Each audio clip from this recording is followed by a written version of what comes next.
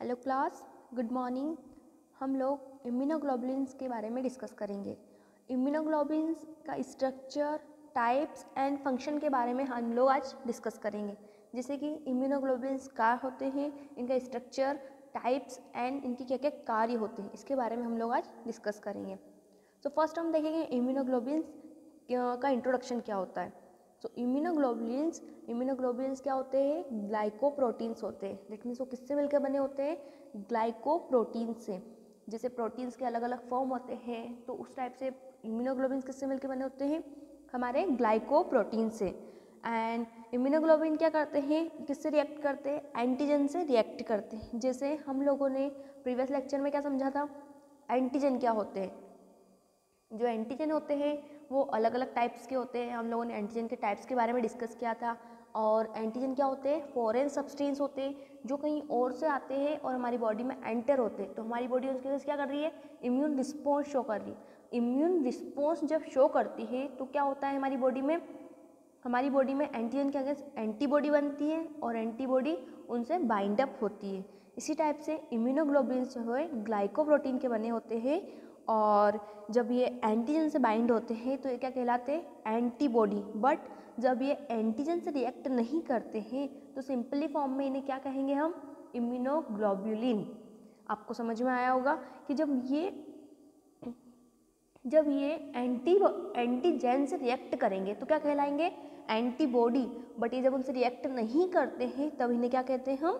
Simply immunoglobulin. And जो इनका abbreviated हम देखें तो मतलब शॉर्ट फॉर्म में इन्हें क्या लिखते हैं हम? IG, capital ING। और इन सिंथेसाइज का होते हैं इम्यूनोग्लोबुलिन्स। जैसे हमारी एंटीबॉडी कहाँ सिंथेसाइज होती है? एंटीबॉडी हम बात करते हैं तो एंटीबॉडी हमारे बी लिम्फोसाइट में बनती है। तो एंटीबॉडी को ही हम क्या बोलते हैं? इम्यूनोग्लोबुलिन्स, है ना।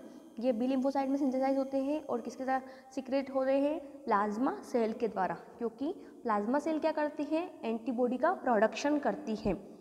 एंड जो एंटीबॉडी या इम्यूनोग्लोबुलिन्स दोनों की हम बात लेके चलेंगे, ये वाई शेप में होते हैं। किस शेप में दिखाई देते हैं? वाई शेप बना होता है इनका। And all antibody are immunoglobulins. जो एंटीबॉडी होती है सभी एंटीबॉडी क्या कहलाती है? Immunoglobulins. But all immunoglobulins are not be antibodies. क्यों? क्योंकि जब ये एंटीजन से बाइंड नहीं होंगे उस टाइम हमें क्या कहेंगे? इन्हें सिंपली इम्यूनोग्लोबुलिन्स। और जब ये एंटीबॉडी से बाइंड होंगे तब इन्हें हम क्या कहेंगे? तब हम कहेंगे इन्हें एंटीबॉडीज। एंटीजन से बाइंड होंगे तब। नेक्स्ट हम देखते हैं इनका स्ट्रक्चर। फर्स्ट हमने क्या देखा कि क्या होते हैं इम्यूनोग्लोबुलिन्स। अब हम बात करेंगे इनका स्ट्रक्चर। तो फर्स्ट इनका स्ट्रक्चर 1962 में रोड्री पॉटर नामक साइंटिस्ट थे, उन्होंने इनका स्ट्रक्चर दिया था। और उन्होंने बताया था कि जो इम्यूनोग्लोबुलिन्स होते हैं ये 2 फॉर्म से मिलकर बने होते हैं। जैसे first one is soluble immunoglobulins and second is membrane bound immunoglobulin. Soluble immunoglobulins की बात करें हम तो ऐसे इम्यूनोग्लोबुलिन्स जो डिज़ोल्व हो जाते हैं, डिज़ोल्व कंडीशन में पाए जाते हैं। जैसे हमारे ब्लड सीरम में और बॉडी फ्लूइड्स में। जो इम्यूनोग्लोबुलिन्स ब्लड सीरम में और बॉडी फ्लूइड्स में पाए जाते हैं वो क्या कहलाते हैं? हमारे सोल्यूबल इम्यूनोग्लोबुलिन्स। इसी टाइप से membrane bound immunoglobulins. Membrane bound की हम बात करें तो क्या होते हैं? किसी सरफेस पे प्रेजेंट होते हैं। जैसे बी सेल की सरफेस पे, है ना, इम्यूनोग्लोबुलिन्स पाए जाते हैं बी सेल में। तो बी सेल जो किस पे पाए जाते हैं? बी सेल की सरफेस पे। तो इन्हें हम क्या कहेंगे? सरफेस इम्यूनोग्लोबुलिन्स या फिर membrane bound immunoglobulins. Next immunoglobulins किससे मिल के बने होते हैं। अब हम देखेंगे इम्यूनोग्लोबुलिन्स किस टाइप से बना होता है इनका स्ट्रक्चर।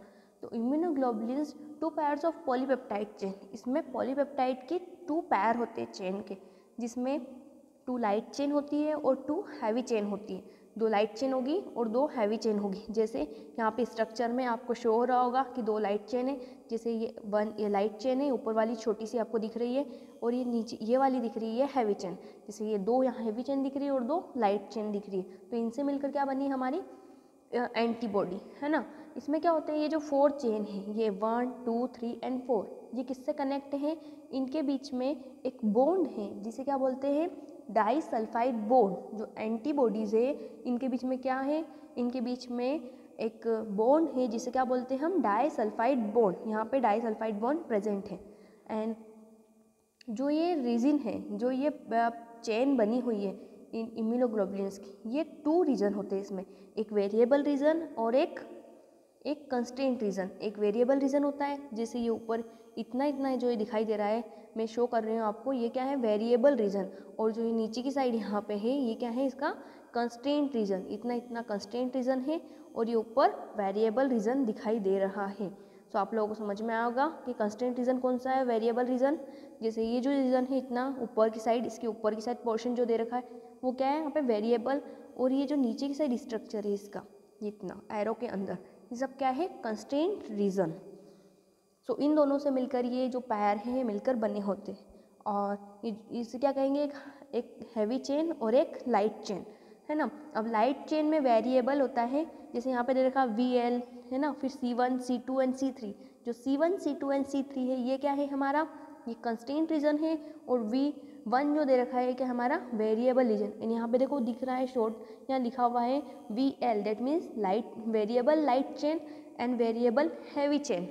और इसमें हम देखें ये लिखा है यहाँ पे FAB और FC, तो इसका मतलब क्या होता है, ये जिसमें बीच में दिख रहा है, ये जब इसमें क्या होता है, जब ये जो पेपाइन एंजाइम होता है, एक एंजाइम होता है पेपाइन, है ना, जब क्या होता है डाइजेस्ट होता है इम्यूनोग्लोबुलिन के द्वारा। तो पेपाइन एक प्रोटीन एंजाइम है, जब ये डाइजेस्ट होता है तब क्या होती है, ये दोनों बॉइंड जब मिली हुई होती है, इनके बीच में एक हिंज बना हुआ है, ये आपको दिख रहा है हिंज रीजन। 2 मिनट, जैसे ये हिंज रीजन है, ये जो रीजन दिखाई दे रहा है ये हिंज रीजन, इससे ये दोनों जो वेरिएबल की जो चेन है FAB fragment and FC fragment, ये दोनों इससे बाइंड है, किस रीजन से, हिंज रीजन के द्वारा। ये जो पेपाइन क्लीवेज साइट है, यहाँ पे लिखा ना पेपाइन क्लीवेज साइट, इसके थ्रू क्या होती है, दोनों अलग होती है। तो ये किससे बाइंड है दोनों रीजन, ये हिंज रीजन के द्वारा। अब हम देखते हैं FAB एंड FC क्या होता है। FAB that means antigen binding site, antigen binding fragment, and FC that mean crystallisable fragment, crystallisable fragment. जो FC है ये क्या आती है, बायोलॉजिकल एक्टिविटी मेडिएशन। जैसे जो बायोलॉजिकल एक्टिविटी हो रही है यहाँ पे, जब एंटीजन किसी से बाइंड हो, जब एंटीबॉडी किसी से बाइंड होगी या किसी के सरफेस पर अटैच होगी, जैसे जब फेगोसाइटोसिस की प्रोसेस होगी तो उसके सरफेस पे अटैच होगी, या फिर कॉम्प्लीमेंट को एक्टिवेट करेगी, तो कॉम्प्लीमेंट फिक्सेशन जब होगा तब ये प्रोसेस में वर्क करती है। तो ये क्या कहलाएगी हमारी FC फ्रेगमेंट, और ये ऊपर क्या हो जाएगी हमारी FAB fragment, that means antigen binding fragment. So आप लोगों को समझ में आएगा FAB और FC क्या होता है, इसके बीच में कौन सा बॉन्ड होता है, डाइसल्फाइड बॉन्ड होता है, और एक लाइट चेन होती है और एक हैवी चेन होती है ना। तो ये क्या है हमारा स्ट्रक्चर ऑफ इम्यूनोग्लोबुलिन्स। नेक्स्ट हम देखेंगे इम्यूनोग्लोबुलिन्स की क्लासेस। क्लास के बारे में हम बात करें तो इम्यूनोग्लोबुलिन्स को 4 क्लास में डिवाइड किया जाता है। यहाँ पे इम्यूनोग्लोबुलिन्स की 4 क्लासेस हैं, जैसे फर्स्ट क्या है IgG, second IgA, and third क्या दे रखी है हमें IgM, fourth IgD and IgE। ये सब इनकी जो हैवी चेन है उसके बेसिस पर इनको डिफरेंशिएट किया गया है। जैसे IgG में जो हैवी चेन है वो क्या है, यहाँ पे गामा यहाँ पे इसकी हैवी चेन है, इसलिए इसे क्या कहा IgG टाइप की इम्यूनोग्लोबुलिन्स। इसी टाइप से IgA में इसकी जो हैवी चेन है वो क्या हो जाएगी यहाँ पे अल्फ़ा, देन IgM में म्यू इसकी हैवी चेन है, और IgD में डेल्टा एंड इप्सिलॉन ई में इप्सिलॉन इसकी हैवी चेन हो गई। तो ये क्या है, इनकी हैवी चेन के बेसिस पर इनको इम्यूनोग्लोबुलिन्स को अलग अलग क्लासेस में कैटेगराइज किया गया है। नेक्स्ट ये स्ट्रक्चर दे रखा है कि इम्यूनोग्लोबुलिन्स जो है हमारी कितनी 5 टाइप की इम्यूनोग्लोबुलिन्स हैं, तो इनके अलग अलग स्ट्रक्चर, जैसे IgG, D एंड E, ये तीनों जो टाइप है IgD, IgE एंड IgE, ये तीनों जो टाइप दे रखे हैं, ये तीनों क्या है, ये एक सिंगल एंटीबॉडी होती है, मतलब इसमें एंटीबॉडी का जो फॉर्म है वो मोनोवेलेंट होता है ना। इसमें एंटीबॉडी का एक पेयर ही प्रेजेंट होता है, जैसे एक ही फॉर्म प्रेजेंट है एंटीबॉडी की, सो ये क्या हो जाएगी हमारी एक मोनोमरिक टाइप की एंटीबॉडी। इसी टाइप से हम और नेक्स्ट पॉइंट देखें इसका IgA में क्या होती है, टू एंटीबॉडी बाइंड होती है किसके द्वारा, ज्वाइनिंग जे चेन। जो जे चेन यहाँ पे दिखाई दे रही है, ये जे चेन, इसके द्वारा क्या है, ये IgA एंटीबॉडी बाइंड है। तो इसमें क्या हो रही है, दो एंटीबॉडी को एक साइड बाइंड अप किया गया है, किसके द्वारा, जे चेन के द्वारा। एंड नेक्स्ट हमारा क्या है, लास्ट IgA में क्या होती है, एक पेंटामरिक एंटीबॉडी होती है, जिसमें क्या होती है 5 एंटीबॉडी के फॉर्म प्रेजेंट होते हैं। तो वो क्या कहलाएगी हमारी IgM, है ना। IgM में क्या हो रहा है, यहाँ पे पेंटामरिक टाइप की एंटीबॉडी है, और हम इनके आगे हम इसके स्ट्रक्चर देखते हैं और इनके क्या क्या रोल होते हैं। जैसे अलग अलग एंटीबॉडी है, अलग अलग इम्यूनोग्लोबिन से अलग अलग एक्टिविटी को परफॉर्म करती है। जैसे फर्स्ट हम पढ़ते हैं IgG का स्ट्रक्चर किस टाइप से होता है, तो IgG एक इम्यूनोग्लोबुलिन G का टाइप है, और ये सीरम एंटीबॉडी है ना। और ये कहाँ प्रेजेंट होती है, हमारे ब्लड में, परमानेंटली हमारे ब्लड में, प्रीडोमिनेंटली हमारे ब्लड में प्रेजेंट होती है। और ये किस शेप में होती है, तो ये वाई शेप में होती है। हमने देखा जैसे वाई शेप में एंटीबॉडी IgG दे रखी है, किस शेप में, वाई शेप में। इसी टाइप से हम देखें तो ये क्या होती है, वाई रीजन में प्रेजेंट है। And 75% of total serum immunoglobulins, हमारी सीरम में जो ह्यूमन सीरम होता है उसका 75% हमारी इम्यूनोग्लोबुलिन G है। और ये किस टाइप का इम्यून रिस्पॉन्स प्रोवाइड करती है, तो ये सेकेंडरी टाइप का इम्यून रिस्पॉन्स शो करती है हमारी IgG टाइप की इम्यूनोग्लोबुलिन्स। एंड जो डिफेंस सिस्टम होता है हमारा, जैसे हमने देखा था होस्ट डिफेंस मैकेनिज्म, उस टाइप से हमारी बॉडी का डिफेंस सिस्टम होता है, वो इन्फेक्शन के अगेंस्ट अपना एक विटाल रोल प्ले करती है। एंड इसकी एक और इसकी स्पेशलिटी है, जैसे क्रॉस द प्लेसेंटा, जो प्लेसेंटा होती है वो क्रॉस करती है IgG टाइप की जो इम्यूनोग्लोबिन से, एक इसी इम्यूनोग्लोबिन से जो प्लेसेंटा को क्रॉस करती है। जब बेबी जो होता है उस टाइप से जो मदर से बेबी में यही इम्यूनोग्लोबिन से, या ऐसा बोल सकते हैं यही एंटीबॉडी है जो मदर से बेबी में ट्रांसफ़र होती है, जो फ्यू मंथ होते हैं स्टार्टिंग के, उस टाइम उसको क्या करती है, प्रोटेक्शन प्रोवाइड करती है। एंड उसमें जो इन्वायरमेंट में जब वो फर्स्ट टाइम इंटर आता है तो उसमें क्या एंटीबॉडी नहीं बन पाती है एकदम, उसमें एडप्ट होने में उसमें टाइम लगता है। तो उसमें क्या करती है एंटीबॉडी, उसको प्रोटेक्शन प्रोवाइड करती है एंड पैथोजन वगैरह होते हैं उनसे लड़ने की एक कैपेसिटी प्रोवाइड करती है। सो ये क्या है, एक क्रॉस द प्लेसेंटा, एक ऐसी इम्यूनोग्लोबुलिन जो प्लेसेंटा को क्रॉस करती है। एंड इसके बारे में हम और देखें तो ये क्या होती है, ब्लड बोर्न इन्फेक्शन एजेंट, जैसे ब्लड बोर्न इन्फेक्शन एजेंट जैसे बैक्टीरियल टॉक्सिन्स और इनके द्वारा जो इन्फेक्शन होता है उनके अगेंस्ट भी ये अपना रोल प्ले करती है। और नॉर्मल ब्लड लेवल, जो हमारा ब्लड है उसमें इसका कितना परसेंट पाया जाता है, 570 to 1920 mg है ना, इसका परसेंट प्रेजेंट होता है इम्यूनोग्लोबुलिन G का। तो इम्यूनोग्लोबुलिन G की हमने देखा स्पेसिफाइसिटी क्या होती है, ये सेकेंडरी टाइप का इम्यून रिस्पॉन्स शो करती है ना। जो क्या होता है सेकेंडरी टाइप का, जैसे हमने इम्यून रिस्पॉन्स हम जब समझेंगे तो देखेंगे कि सेकेंडरी टाइप का इम्यून रिस्पॉन्स किस टाइप से शो होता है, जैसे एंटीबॉडी के फॉर्म में अपना रिस्पॉन्स शो करती है और प्लेसेंटा को क्लोज करती है। एंड इम्यूनोग्लोबुलिन्स का मोस्ट ऑफ टाइम, मतलब ज़्यादा परसेंट इसका होता है 75, जो टोटल इम्यूनोग्लोबुलिन्स है ह्यूमन में उसका 75% IgG होता है। नेक्स्ट हम देखेंगे IgA क्या होता है।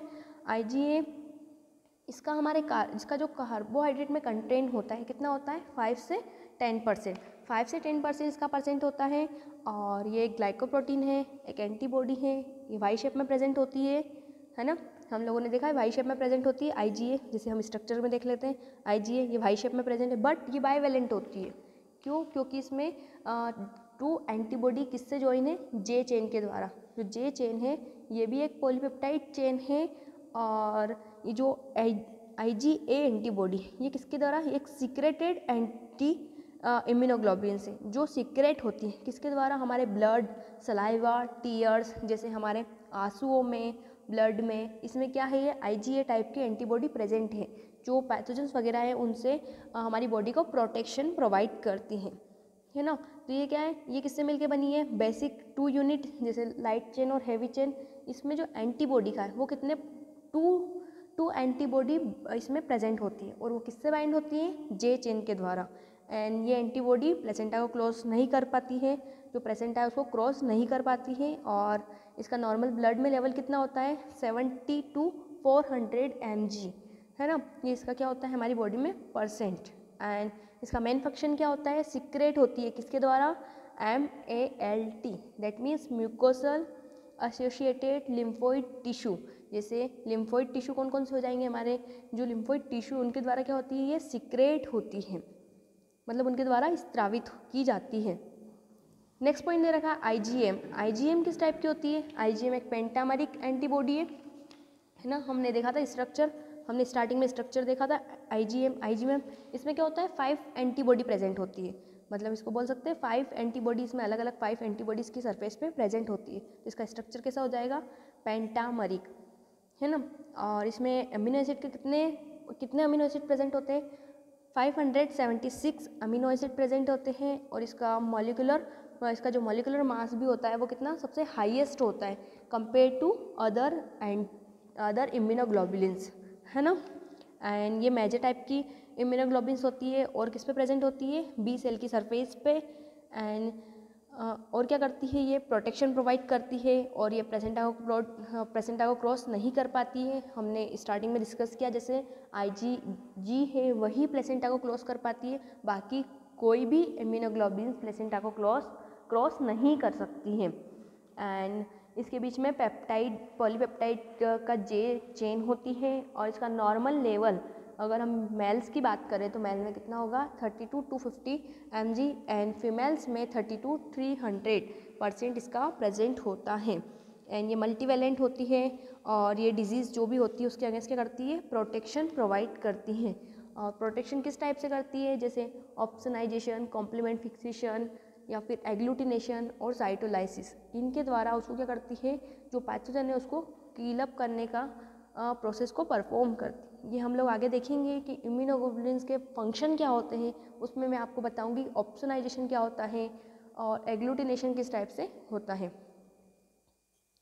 नेक्स्ट हम देखिए IgE क्या होती है, IgE किस में प्रेजेंट होती है, हमारे सीरम में प्रेजेंट होती है, बट इसका जो कंसंट्रेशन होता है बहुत कम होता है हमारी बॉडी में, है ना, बहुत कम मात्रा में प्रेजेंट हो सकती है ऐसा बोल सकते हैं। और इसका मॉलिक्यूलर वेट भी इसका कम होता है।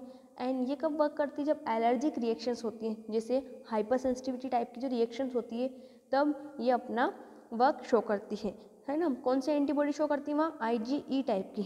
और ये किसके थ्रू होता है, इसका ये रिस्पॉन्सिबल होती है, किससे रिएक्शन करती है, मास्ट सेल के साथ। और एलर्जिक जो रिएक्शन होती है हमारी बॉडी में, जैसे कभी कोई एलर्जिक रिएक्शन आपने देखा होगा, जब कोई हमारा पैथोजन हमारी बॉडी में एंटर होता है तो उसके लिए हमारी बॉडी क्या करती है, एक एक्टिविटी शो करती है। तो उसी टाइप से जो एलर्जिक रिएक्शन होती है वो किसके थ्रू हो रही है, हमारी IgE टाइप की इम्यूनोग्लोबुलिन के द्वारा, है ना। और ये किससे रिएक्ट कर रही है, एंटीजन से। जब एंटीजन हमारी बॉडी में इंजेक्ट होगा तो क्या होगी, इन्फ्लामेटरी रिएक्शन होगी।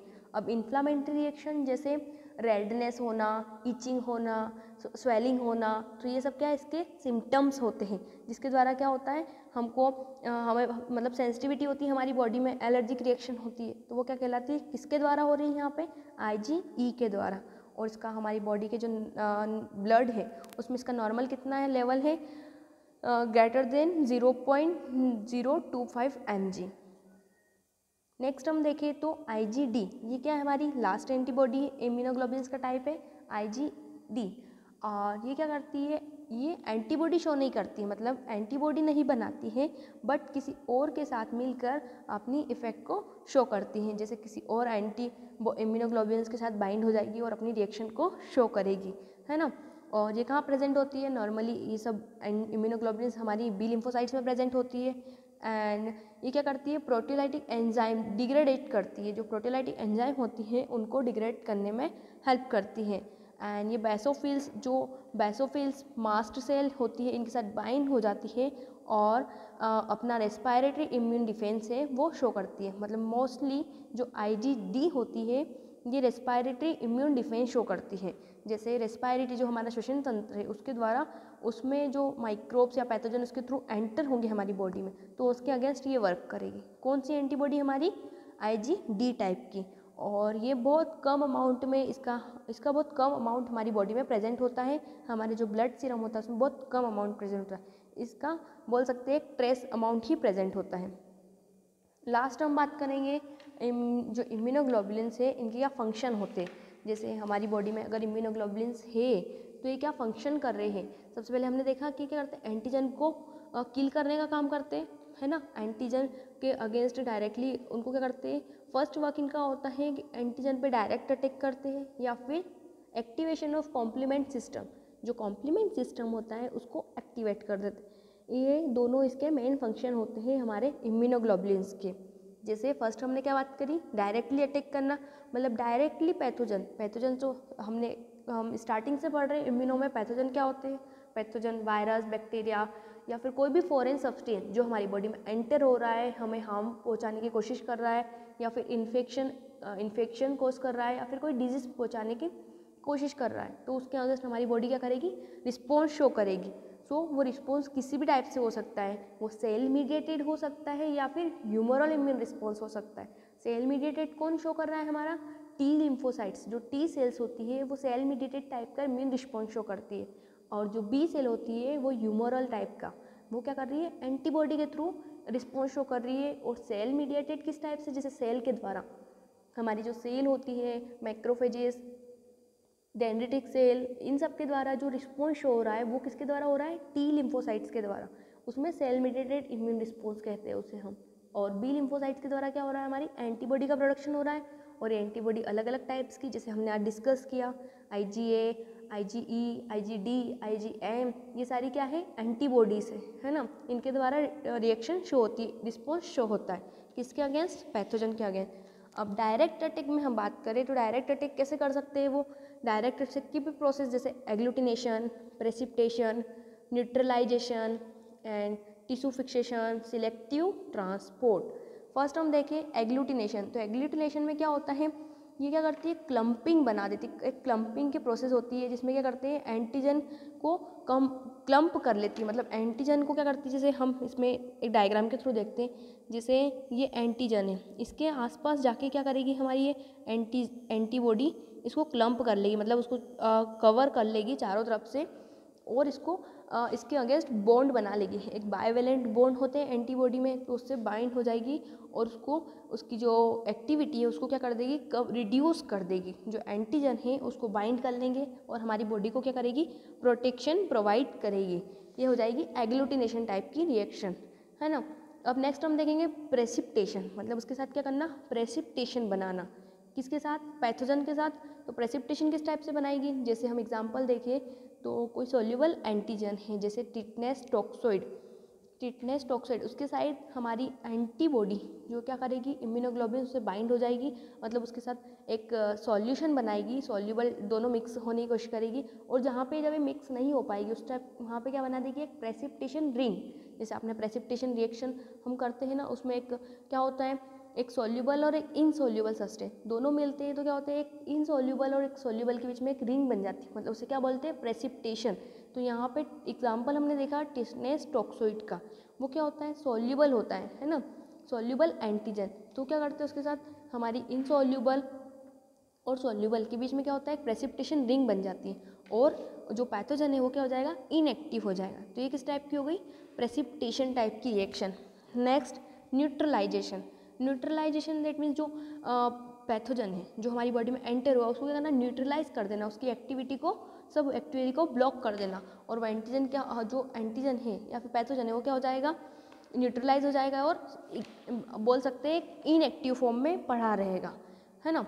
नेक्स्ट क्या है, नेक्स्ट टिश्यू फिक्सेशन में क्या हो जाएगा, जैसे हाइपर सेंसिटिविटी रिएक्शंस, और हमारी जो इम्यूनोग्लोबुलिन्स क्या करती है, टिश्यू सेल से अटैच हो जाती है, और वेरियस टाइप की एलर्जिक रिएक्शन शो होती है हमारी बॉडी में। जैसे कहीं कहीं हमने इन्फ्लेमेशन रिएक्शन के बारे में देखा, उसी टाइप से टिश्यू के द्वारा टिश्यू से अटैच हो जाएगी इम्यूनोग्लोबुलिन्स, और वहाँ पे टिश्यू पे ही उसको फिक्स कर देगी पैथोजन को। तो उस टाइम क्या होगी, हमको रिएक्शन शो होगी, हमारी बॉडी में रेडनेस होगी। तो ये किस टाइप का हो गया, टिश्यू फिक्सेशन टाइप का।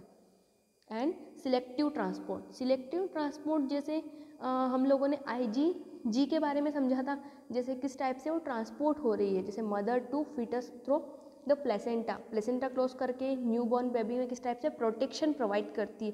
तो ये क्या हो जाएगा, एक सिलेक्टिव ट्रांसपोर्ट के रूप में एंटीबॉडी क्या कर रही है, प्रोटेक्शन प्रोवाइड कर रही है।